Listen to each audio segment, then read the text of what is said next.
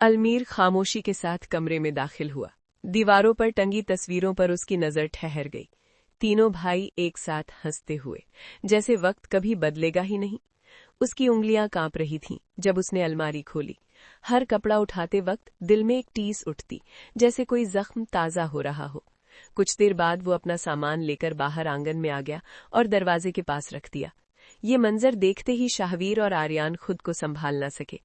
अलमीर ने आगे बढ़कर पहले शाहवीर को गले लगाया, फिर आर्यान को। तीनों भाई एक दूसरे से लिपटकर रो पड़े। उनकी सिसकियों ने पूरे घर को उदास कर दिया। वो भाई जो कभी एक दूसरे के बिना अधूरे लगते थे, आज किस्मत ने उन्हें जुदा कर दिया था। आसिफ साहब ये सब देखकर खुद को रोक न सके। उनके कदम लड़खड़ाए और वो वहीं बैठ गए। भर्राई आवाज में बोले, अंबर, मुझे माफ कर देना, मैं अपने बच्चों को एक साथ नहीं रख सका। ईमान दौड़कर आई और उन्हें सहारा दिया। अब्बू, खुद को संभालिए, आप टूट गए तो ये घर पूरी तरह बिखर जाएगा। लेकिन आसिफ साहब की आंखों में एक बेबस बाप का दर्द साफ झलक रहा था। अलमीर ने आंसू पोंछते हुए दोनों भाइयों की ओर देखा और भारी आवाज में कहा, शायद अब हमारा साथ रहना मुमकिन नहीं, मगर मेरा दिल हमेशा तुम दोनों के साथ रहेगा। आर्यान ने नम आंखों से सिर हिलाया।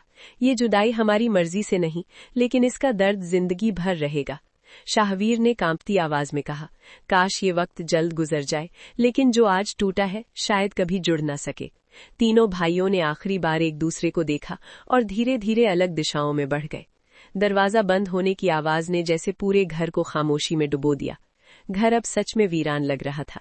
दीवारें, कमरे, फर्नीचर सब गवाह थे कि यहाँ कभी खुशियां बसती थीं। महक ये सब चुपचाप देख रही थी। उसने शाहवीर से कहा, देखा, एक गलती ने पूरे खानदान को तबाह कर दिया। रिश्ते जो सालों में बनते हैं, पल भर में टूट गए। शाहवीर खामोश रहा। उसकी चुप्पी में अनगिनत सवाल दबे थे। अलमीर ने फाबिहा की ओर देखा।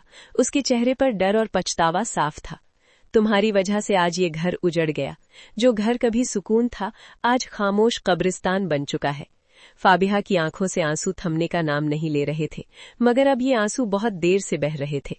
आसिफ साहब ने सूनी नजरों से घर को देखा और धीमी आवाज में कहा, अल्लाह गवाह है, मैंने कभी नहीं चाहा था कि मेरा परिवार यूं बिखर जाए। खामोशी छा गई, ऐसी खामोशी जो चीखती है, ऐसी खामोशी जो रिश्तों की मौत का ऐलान करती है।